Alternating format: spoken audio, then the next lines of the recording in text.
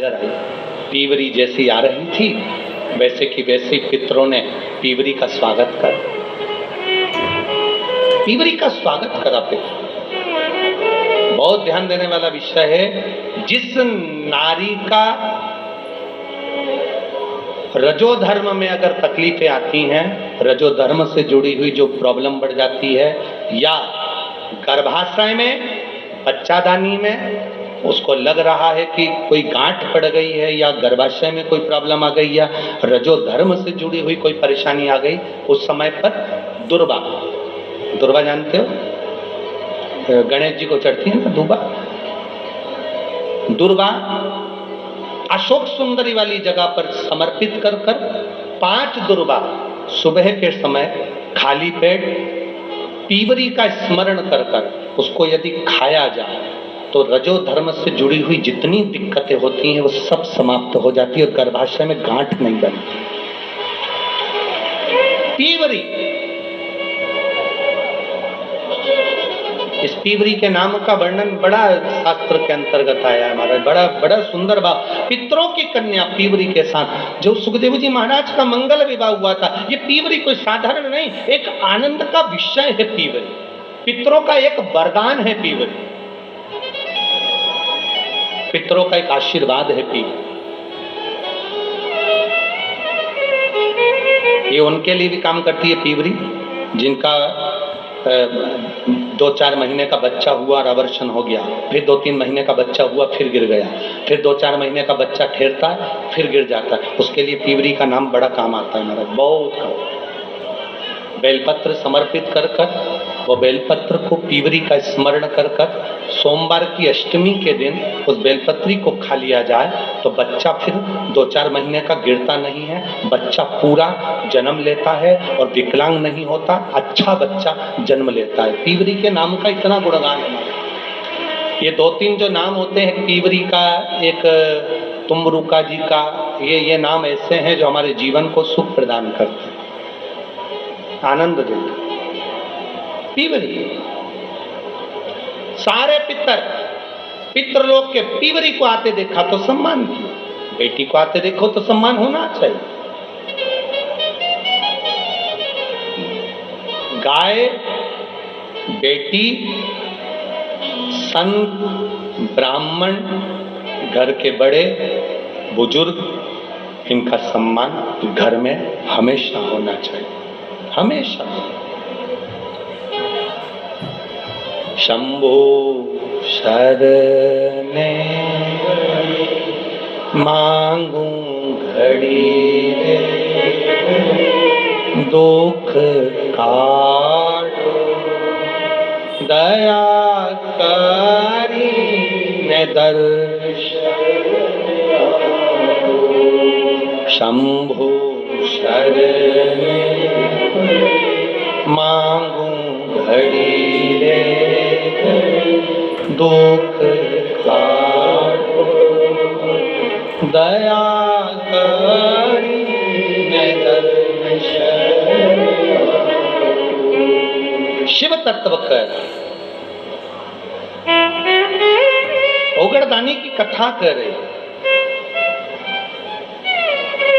ये सुख का विषय है पीवरी। पार्वती जी मिली अपनी मौसी से, पीवरी से, मैनावती अपनी बहन से मिली।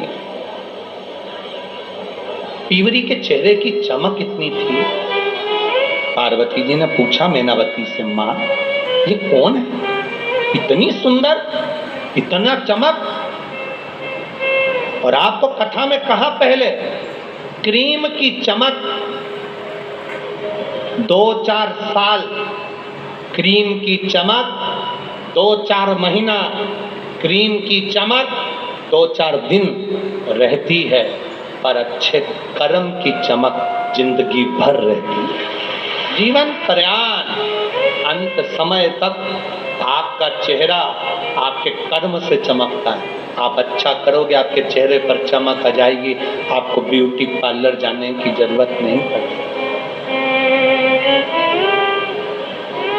कहाँ जा, आजकल तो इतना फैशन बिगड़ गया, इतना फैशन बिगड़ गया महाराज, कोई सुंदरकांड का पाठ भी कराता है तो पहले पंडित जी से कहता है मजा आना चाहिए।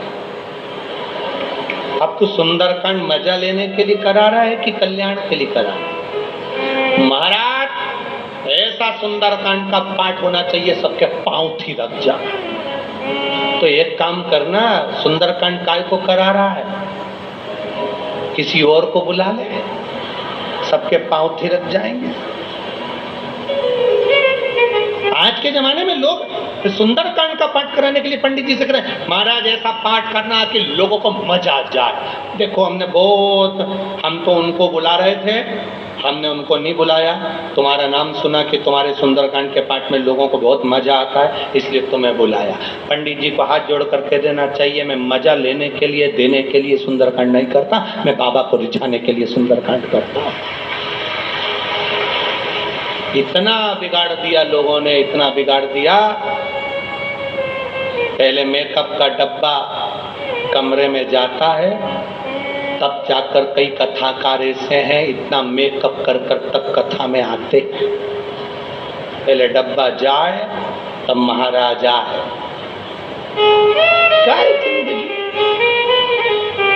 भजन करो, स्मरण करो, भक्ति करो। भजन की चमक कभी जिंदगी में खत्म नहीं होती। मीराबाई जिंदगी भर चमकती रही। रामदेव, रामकृष्ण परमहंस, चैतन्य महाप्रभु, तुकाराम जी, नरसिंह मेहता जी, ये किसी पार्लर में नहीं गए महाराज। इनकी भक्ति का बल इतना प्रबल था कि आज तक इनका नाम पूरी दुनिया में चमक रहा है। ये उसकी कृपा, ये उसकी दया, ये उसकी कृपा से प्राप्त हो। कहाँ चमके?